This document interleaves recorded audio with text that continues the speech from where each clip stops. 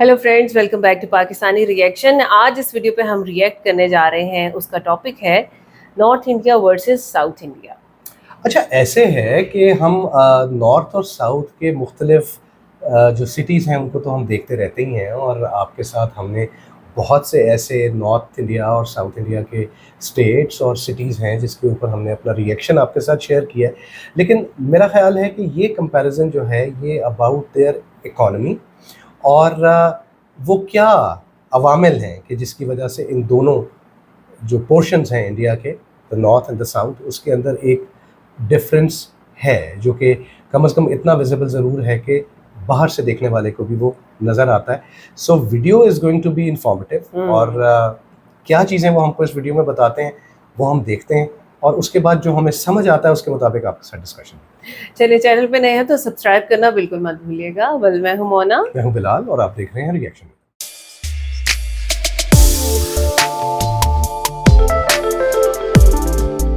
सो जी, वीडियो का टाइटल ये बता रहे हैं why south India is more developed and richer than north India. So it is going to be interesting. Start करें मोना। चलते हैं, 3, 2, 1 एंड गो।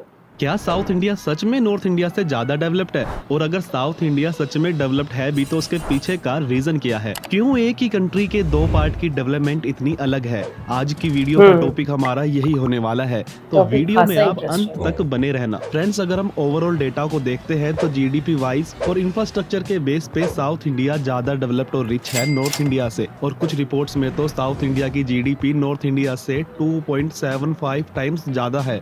लेकिन इसका ये मतलब बिल्कुल नहीं है कि पूरे नॉर्थ इंडिया के सब स्टेट की जीडीपी डाउन है या वो पुअर है। गवर्नमेंट के लेटेस्ट डेटा के अकॉर्डिंग हरियाणा देश का 3rd फास्टेस्ट ग्रोइंग स्टेट है, और पर कैपिटा इनकम में दिल्ली और चंडीगढ़ भी टॉप पर है। लेकिन जब हम कंप्लीट नॉर्थ इंडिया की बात करते हैं तो उसमें बिहार, यूपी, राजस्थान, मध्य प्रदेश जैसे इकोनॉमिकल वीक स्टेट्स ऐड हो जाते हैं, जिसकी वजह से ओवरऑल नॉर्थ इंडिया के डेवलपमेंट के डेटा पर इफेक्ट पड़ता है। क्योंकि बिहार, राजस्थान, एमपी जैसे स्टेट काफी लो रैंक करते हैं in base of economy and GDP per capita income. वहीं साउथ इंडिया के स्टेट तमिलनाडु, केरला, कर्नाटक, आंध्र प्रदेश और तेलंगाना जैसे state infrastructure, GDP, economy, urbanisation, literacy rate हर चीज में नॉर्थ इंडिया से बेहतर है। और दोस्तों, इसके पीछे का कोई एक रीजन नहीं, काफी सारे रीजन है, जिसमें से कुछ रीजन तो ऐसे हैं जिसमें साउथ इंडिया ने एक्चुअल में काफी एफर्ट्स किए हैं, और कुछ रीजन ऐसे हैं जिनमें साउथ इंडियन लोगों का कोई लेना देना नहीं है, बस ये एक एडवांटेज है जो साउथ इंडिया के पास है। आज की हम वीडियो में इन दोनों रीजंस को समझने की कोशिश करेंगे। तो सबसे पहले बात करते हैं उन रीजन की जिसमें साउथ इंडिया ने काफी एफर्ट्स किए हैं। तो फर्स्ट रीजन है literacy and knowledge of English. तो यार, ये तो आप सब लोग जानते होंगे कि केरला और तमिलनाडु का लिटरेसी रेट काफी बेहतर है नॉर्थ इंडिया के एमपी, यूपी और राजस्थान और बिहार से। नॉर्थ इंडिया में दिल्ली, चंडीगढ़ जैसे यूटी का लिटरेसी रेट तो काफी अच्छा है, लेकिन ये स्मॉल सिटीज है, इसलिए ओवरऑल नॉर्थ इंडिया की जब बात होती है तो ये दो स्मॉल सिटीज मिलकर ज्यादा इफेक्ट नहीं डाल पाती नॉर्थ इंडिया की लिटरेसी रेट पर। क्योंकि in term of population north India में सबसे ज्यादा लोग बिहार, राजस्थान और उत्तर प्रदेश में रहते हैं, और इन दोनों स्टेट की लिटरेसी रेट वाकई काफी कम है। तो सिर्फ कुछ स्मॉल स्टेट और सिटीज का लिटरेसी रेट अच्छा हो जाने से ओवरऑल नॉर्थ इंडिया पर ज्यादा इफेक्ट्स नहीं पड़ता। दूसरा पॉइंट है साउथ इंडिया के लोगों की इंग्लिश कम्युनिकेशन अच्छा होना कंपेरेटिव टू नॉर्थ इंडिया के। और नॉर्थ इंडिया में तो इंग्लिश को लेकर एक मिसकंसेप्शन है कि इंग्लिश कोई ज्यादा जरूरी चीज नहीं है सक्सेस के लिए। लेकिन आज बड़े बड़े IT sector, BPO sector, multinational companies Bangalore, Hyderabad में है, उसके पीछे का एक रीजन है वहाँ के लोगों की लैंग्वेज कम्युनिकेशन अच्छा होना और एजुकेटेड एंड स्किल्स डेवलपमेंट वहाँ के लोगों में अच्छा होना। क्योंकि ये एक बड़ा सिंपल सा फंडा है, इंटरनेशनल कंपनी वहीं पर मूव ज्यादा करती है जहाँ के लोग इंटरनेशनली कम्युनिकेट करना जानते हो, और इंग्लिश ये एक ऐसी लैंग्वेज है जो इंटरनेशनली यूज होती है। दूसरा पॉइंट है less corruption as compare to north India. देखो, करप्शन तो हर जगह होता है, लेकिन नॉर्थ इंडिया में लंबे समय तक काफी करप्शन रहा है। उत्तर प्रदेश और बिहार में तो पहले आए दिन बड़े बड़े घोटालों की न्यूज एक आम बात हुआ करती थी, और ये घोटाले सिर्फ इंफ्रास्ट्रक्चर से रिलेटेड नहीं बल्कि एजुकेशन डिपार्टमेंट तक में घोटाले होते थे, और उन्हीं करप्शन की वजह से नॉर्थ इंडिया में इंफ्रास्ट्रक्चर और एजुकेशन की काफी कमी रही है। वहीं दूसरी तरफ साउथ इंडिया में as compare to north corruption कम है, जिसकी वजह से वहाँ के बच्चों को शिक्षा अच्छी मिलती है, और वही बच्चे फिर आगे जाकर मल्टीनेशनल कंपनी के सीईओ वगैरह बनते हैं, और यहाँ का बेटर इंफ्रास्ट्रक्चर अट्रैक्ट करता है इंडस्ट्रीज को, इसलिए ही तमिलनाडु देश का सबसे बड़ा इंडस्ट्रियलाइज स्टेट है। अब बात करेंगे उन रीजन की जो गॉड गिफ्टेड है साउथ इंडिया के लिए। दोस्तों चाहे चाइना हो, यूएसए हो, एक बात तो हमेशा कॉमन है, किसी भी कंट्री की वही सिटी और स्टेट ज्यादा डेवलप्ड होता है जो कोस्ट लाइन से कनेक्ट हो। मतलब जो बिल्कुल। समुद्र के किनारे पर बसे हुए शहर होते हैं वही ज्यादा डेवलपमेंट हमें देखने को मिलती है। बेशक यूएसए का न्यूयॉर्क सिटी हो, चाइना का संघाई या फिर साउथ अफ्रीका का केप टाउन। दूसरे देशों की बात क्यों ही करे, हमारे देश के मुंबई को ही आप देख सकते हो जो इंडिया की सबसे डेवलप्ड सिटी है। इंडिया में भी 9 कोस्टल स्टेट है जिसमें गुजरात, महाराष्ट्र, गोवा, कर्नाटक, केरला, तमिलनाडु, आंध्र प्रदेश, उड़ीसा और वेस्ट बंगाल है। इसमें अगर हम उड़ीसा को छोड़ दे तो बाकी स्टेट की जीडीपी काफी बेहतर है कंपेयर टू लैंडलॉक्ड स्टेट्स, जिसमें उत्तर प्रदेश, बिहार, राजस्थान, मध्य प्रदेश जैसे स्टेट आते हैं। और कोस्टल स्टेट के ग्रो होने के पीछे का रीजन भी काफी सिंपल है, इजी इंटरनेशनल बिजनेस। आज भी दुनिया भर के देशों में इंपोर्ट और एक्सपोर्ट समुद्र के रास्ते से ही किया जाता है जो काफी इजी और चीप है। दूसरा, नॉर्थ इंडिया की जो लैंड है वो काफी फर्टाइल लैंड रही है, हमेशा से यहाँ के लोग ज्यादा डिपेंडेंट रहे हैं एग्रीकल्चर पर। आज भी पंजाब, हरियाणा, उत्तर प्रदेश जैसे स्टेट की इकोनॉमी एग्रीकल्चर बेस्ड इकोनॉमी है। और राजस्थान की जमीन ना तो समुद्र से लगती है और ना ही राजस्थान की लैंड ज्यादा फर्टाइल है। दूसरा बड़ा रीजन है history. Friends, as you all know, north Indian cities पे बाहर के आक्रमणकारियों ने ज्यादा लूटा और तबाह किया है in compare to south Indian cities. North India पे सालों तक बाहर के लोगों ने राज किया है, जिसने वहाँ के लोगों पर कल्चरल इफेक्ट तो किया ही, साथ ही बड़े बड़े शहरों को डिस्ट्रॉय भी किया है। चाहे मुगल हो या ब्रिटिश हो, सबने नॉर्थ इंडियन पार्ट को काफी लूटा है और तबाह भी किया है। साथ ही देश की आजादी के बाद हुए पार्टीशन में नॉर्थ इंडिया के काफी स्टेट पर इफेक्ट्स पड़ा है, जिसमें पंजाब जैसे मेजर नॉर्थ इंडियन स्टेट को रातों रात 2 हिस्सों में बांट दिया गया और लाहौर, मुल्तान जैसी मेजर ट्रेडिंग सेंटर पाकिस्तान का हिस्सा बन गए थे। साथ ही बॉर्डर पार से आए शरणार्थियों की वजह से यहाँ पर इकोनॉमिक क्राइसिस भी काफी देखे गए थे, जबकि साउथ इंडिया इन सब सर्कमस्टेंस से काफी दूर रहा है। इन सब के अलावा और भी काफी रीजंस है जिनकी वजह से साउथ इंडिया की ग्रोथ फास्ट है नॉर्थ इंडिया से। उसमें सोशल और पॉलिटिकल इंफ्रास्ट्रक्चर काफी इंपॉर्टेंट है। साउथ इंडिया के लोग ज्यादा शांत होते हैं और हमें कभी कभार ही साउथ इंडिया से दंगे फसादी की खबरें सुनाई देती है। वहीं नॉर्थ इंडिया ने हमेशा से लड़ाई और जंग देखी है और यहाँ आपको लड़ाई दंगे ज्यादा देखने को मिलेंगे। नॉर्थ इंडिया का सोशल इंफ्रास्ट्रक्चर काफी वीक है, लोग समाज के प्रति अपनी जिम्मेदारी कुछ कम समझते हैं। अगर बात पॉलिटिकल इंफ्रास्ट्रक्चर और पॉलिसी की करें तो अगेन साउथ इंडिया की पॉलिटिकल स्टेबिलिटी और पॉलिसी बेटर है नॉर्थ इंडिया से, जो हम अपनी किसी अलग वीडियो में डिस्कस करेंगे। फिलहाल के लिए ये वीडियो काफी लंबी हो गई है, इस वीडियो को यही खत्म करते हैं। और अगर आप ऐसी ही वीडियोस आगे भी देखना चाहते हो तो प्लीज मेरे चैनल को सब्सक्राइब करें। अच्छी इंफॉर्मेटिव वीडियो थी भाई, बहुत इन्फॉर्मेटिव वीडियो थी। और मैंने आपको जैसे कि बताया कि हम मुख्तलिफ नॉर्थ और साउथ के शहरों और स्टेट्स के ऊपर तो रिएक्शन आपके साथ शेयर करते रहे, और इसमें से कुछ ऐसे पॉइंट्स ऐसे ज़रूर हम जानते हैं कि जिनका एक असर है ओवरऑल जीडीपी पे दोनों साइड्स का, नॉर्थ का और साउथ का। लेकिन एक चीज़ तो इस वीडियो ने इस्टेब्लिश कर दी कि साउथ जो है वो इंफ्रा वाइज और अपने जीडीपी वाइज वो बहरहाल नॉर्थ से ज़्यादा बेहतर है। लेकिन इसका ये मतलब कतई नहीं है कि नॉर्थ की बहुत ही पीछे रह गया। अगर शहरों की बात की जाए तो यहाँ पे मतलब दिल्ली को हम कैसे इग्नोर कर सकते हैं। फिर मतलब एनसीआर का पूरा जो है ये हिस्सा, रीजन की सारे का सारा, ये अपने जीडीपी के अंदर बड़ा टॉप पे आता है। इसी तरह से अगर हम जो है वो चंडीगढ़ को देखें, जो दिल्ली और चंडीगढ़ जो है ये almost top most GDP produce करने वाले शहरों के अंदर इसका आता है। दूसरे नंबर पे ये कि अगर हरियाणा की बात की जाए नॉर्थ में, तो हरियाणा जो है वो तीसरे नंबर पे उन्होंने बताया कि अपनी ग्रोथ वाइज वो आता है। लेकिन फिर यहाँ पर एक जो ड्रॉबैक आ जाता है वो ये आ जाता है कि ज़्यादा आबादी जो है वो राजस्थान में, बिहार में, यूपी में और एमपी में है। कुछ 2-3 रीज़न्स हैं ऐसे कि जिसकी वजह से ये जो सूबे हैं ये कुछ पीछे रह जाते हैं।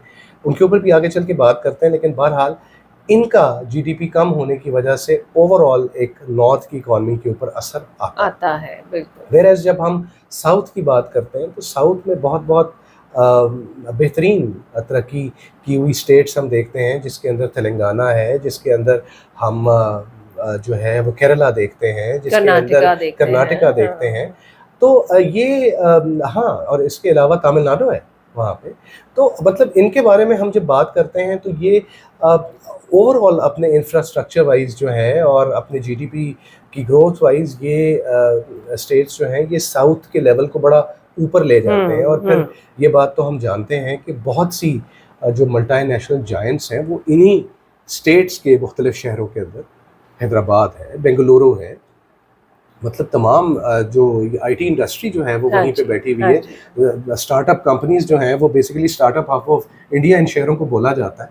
तो द थिंग इज़ कि इसके पीछे कुछ ऐसे रीज़न्स हैं, उन्होंने बताया हमें, और बड़ा सिंप्लीफाई करके हमें बताया हाँ, जिससे हमें समझ आई कि वो रीज़न्स जो हैं कुछ तो ऐसे हैं कि जो साउथ ने वाक़ई जिनके लिए बहुत ज़्यादा कोशिश की, जैसे कि अपने लिटरेसी रेट को उन्होंने इम्प्रूव करने के लिए, वहाँ पे पढ़ाई बच्चों को करवाने के लिए, नई नस्लों को तालीम याफ्ता करने के हाँ। लिए उन्होंने बहुत ज़्यादा एफर्ट्स किए। दैट शोज़ उनके जो शहरों का लिटरेसी रेट है दैट इज़ फिनोमिनल। हाँ मतलब जी, आप बहुत सी जगहों पे तो 100% है। बहुत सी जगहों पे, हाँ, अब जैसे वो केरला के बारे में ये कहते हैं कि वो पूरी की पूरी स्टेट ऑलमोस्ट 100% लिटरेसी हाँ रेट है। जी। सो मतलब अकल हैरान होती है कि फिर जो कुछ रह गए होंगे वो वही बच्चे रह गए होंगे जो अभी स्कूल स्कूल नहीं नहीं जा जाते, रहे, स्कूल नहीं हाँ, जाते, मतलब वो आप छोटे हैं। चेन्नई को ही देख लेना साथ-साथ, वो है एग्जैक्टली मतलब क्या रह जाता है, इतना अच्छा लिटरेसी रेट है इतना इन अच्छा शहरों लिटरेसी में। रेट हाँ, है। अच्छा, वेयर एज जो अगर हम नॉर्थ इंडिया की बात करें तो नॉर्थ इंडिया में भी जो अच्छे प्रोमिनेंट बड़े शहर हैं उनका लिटरेसी रेट बहुत आला है। हाँ, लेकिन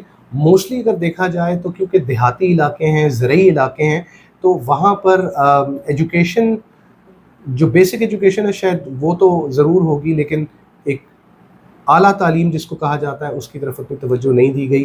दूसरे नंबर पे अगर वो बात करें तो उन्होंने एक और बड़ा इम्पोर्टेंट पॉइंट बताया, वो लैंग्वेज का था, जी, बेसिकली इंग्लिश को अडॉप्ट कॉमन करना, लैंग्वेज बनाया इंग्लिश को उन्होंने, एज ए हाँ। कॉमन लैंग्वेज जो है वो करना। और हम कुछ वीडियोस वगैरह देखते रहते हैं और हम ये देखते हैं कि नॉर्थ से आने वाले लोग जब साउथ में आते हैं तो उनको कम्युनिकेशन के अंदर मुश्किल होती है।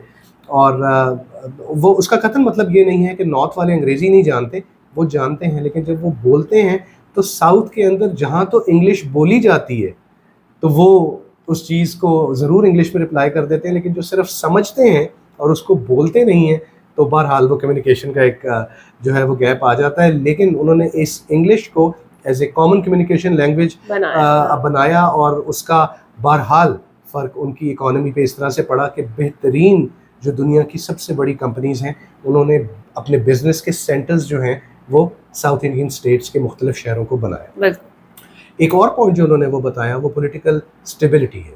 पॉलिटिकल हाँ, स्टेबिलिटी जो है उसके लिए भी नॉर्थ इंडिया ने खुद से बहुत कोशिश की है। और उन्होंने ये भी बताया कि एक और रीज़न जो कि एक नेचुरल अकरिंग रीज़न है साउथ का ज़्यादा ग्रोथ का, वो ये है कि ये ज़्यादातर स्टेट्स वो हैं जो कि लैंडलॉक्ड नहीं है। ये मेरा ख़्याल है कि सिवाय तेलंगाना के अलावा बाकी तमाम स्टेट्स जो हैं वो उनको कोस्ट लाइन लगती है, और इंडिया की मोस्टली जो सबसे अच्छी और बड़ी जो कमर्शियल पोर्ट्स हैं वो इन्हीं स्टेट्स को लगती हैं। बिल्कुल। और ये एक तरक्की का एक बहुत बड़ा ज़रिया है, और हम और आप बहरहाल ये जानते हैं कि दुनिया के बेहतरीन तरक्की याफ्ता शहर जो हैं वो पोर्ट्स के किनारों पे ही हुआ आबाद हैं। करते हैं, बिल्कुल। और उसके बाद एक चीज़ जो उन्होंने कही वो ये कही कि वहाँ के लोग जो हैं साउथ के वो नेचुरली ज़रा काम हैं, हाँ, और जो है वहाँ पे आपको कभी दंगे फसाद वगैरह का नहीं पता चलता, वहाँ पे करप्शन जो है वो भी कम है। वेयर एज़ नॉर्थ इंडिया में ये चीज़ ज़रा प्रॉब्लम के तौर पे रही है कि यूपी और बिहार के अंदर बहरहाल दंगे फसाद होते रहे हैं, और बहुत से लोग अपनी जानों में से भी गए हैं उन इलाकों के अंदर इन दंगे फसाद की वजह से। सो वहाँ पर एक पॉलिटिकल इंस्टेबिलिटी और ये थोड़ा सा दंगे फसाद वाला मामला जो है, करप्शन वाला जो मामला है, वो बहरहाल इन स्टेट्स को ज़रा थोड़ा सा पीछे रखता है हुँ। साउथ इंडियन स्टेट से। इसके अलावा जो एक चीज़ उन्होंने बताई वो ये है कि साउथ इंडियन स्टेट्स जो हैं वो ज़्यादा बिजनेस फ्रेंडली हैं। अपने वो काम और अपने कंपोज बिहेवियर की वजह से वो सिंस ऑलरेडी अटेंशन गेन कर चुके हुए हैं ग्लोबल जायंट्स की, तो वहाँ पे ज़्यादातर मल्टीनेशनल कंपनीज जो हैं वो ज़्यादा कंफर्टेबल होती हैं। लैंग्वेज भी एक वजह है, पोर्ट्स भी एक वजह है कि वहाँ पे हैं। और नॉर्थ के बारे में एक चीज़ उन्होंने जो बताई वो बिल्कुल एक बहुत बड़ा पॉइंट है नॉर्थ का ज़रा थोड़ा सा पीछे रह जाने का, कि एक ज़माने से ये नॉर्थ इंडिया जो है वो बहरहाल फॉरेन रूलर्स के अंडर रहा है, और उन्होंने अपने हिसाब से उसको लूटा, और फिर लूट के वो लोग चले गए, चाहे वो मुग़ल्स हों, चाहे वो ये ब्रिटिश हों। सो ये बहरहाल तमाम वो एक चीज़ें थीं कि हुँ, जिसकी वजह से नॉर्थ कदरे साउथ से पीछे रह गया।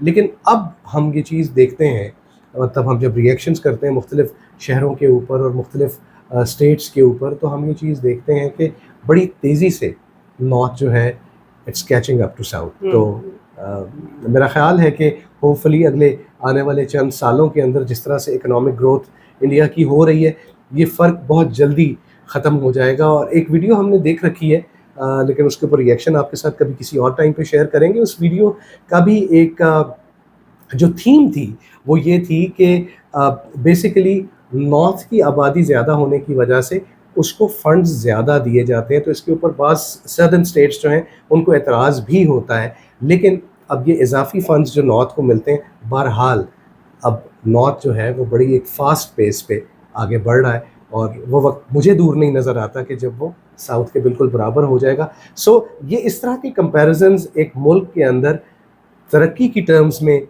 बहुत अच्छे लगते हैं। हेल्दी कंपैरिजन्स होने चाहिए और बेसिकली यही आपको एक तरक्की की मंजिल की तरफ और एक सीधी पटरी पे डाल के रखता है। वरना ज़बान, मज़हब और ज़ात पात के ऊपर अगर ये कंपैरिजन्स किए जाएँ तो वो कोई मानी नहीं रखते। सो मुझे तो ये वीडियो बहुत अच्छी लगी, हमें ये वीडियो बहुत अच्छी लगी। आपको हमारा रिएक्शन और एक ये शॉर्ट एनालिसिस कैसा लगा इसके बारे में ज़रूर बताइएगा। अगर पसंद आया हो तो वीडियो को लाइक कीजिएगा, चैनल को सब्सक्राइब कीजिएगा। मिलते हैं आपसे अगली वीडियो में, अपना बहुत ख्याल रखिए।